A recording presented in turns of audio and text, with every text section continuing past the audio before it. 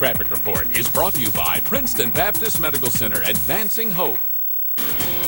Oh, welcome back to Good Day, Alabama, everyone. The time is 7:24. It's a sign of the times. A growing number of homeowners at risk of foreclosure or at least worried about the potential that's out there. There are several efforts underway to provide information. We're going to talk about one of them this morning. Emmanuel Ford's from the Citizens Advisory Board and John Colon from the National Housing Services. Gentlemen, thanks so much for being with us today. Thank you for having us. Let's just talk about, as far as Birmingham matched up with others in the nation, there are other places that are in a much worse situation with the numbers of foreclosures. Fair to say? Yes, that's absolutely right. But you're starting to see more in the greater Birmingham area than you have in years past. That's exactly right. What's happening now is that you're getting a comparison between the state of Alabama and other states, which are worse off than we are, obviously. But actually, the county of Jefferson County is actually one of the worst hit counties in our country.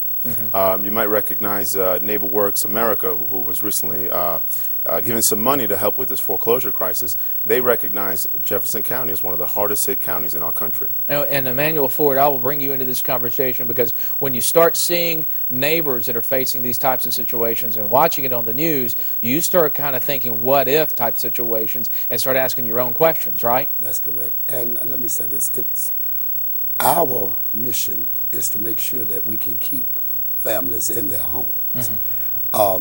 It has a great impact on any neighborhood if you have foreclosures. First of all, the first foreclosure that you have affects your property value, and the more you have, it's like 1% per foreclosure.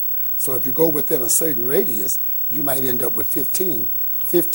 That would be 15% off of what the value of your home is. Not only that, when a house comes vacant, it creates problems for people living there that shouldn't live there. Right. And in a lot of cases, a lot of these houses have been vandalized. Okay, I'm going to say this number a couple of times for you. So I'm going to say it once. If you haven't heard it the first time, go grab your pen. I'll say it a second time at the end of the interview. 328-4292. 328-4292 for Neighborhood Housing Services of Birmingham, where you can get more information. But these are workshops that basically walk you through the process of what you need to know to protect yourself and if you're kind of there too, right? That's absolutely right. What we intend to do in these workshops is give everyone an overview of what to do to avoid foreclosure, really.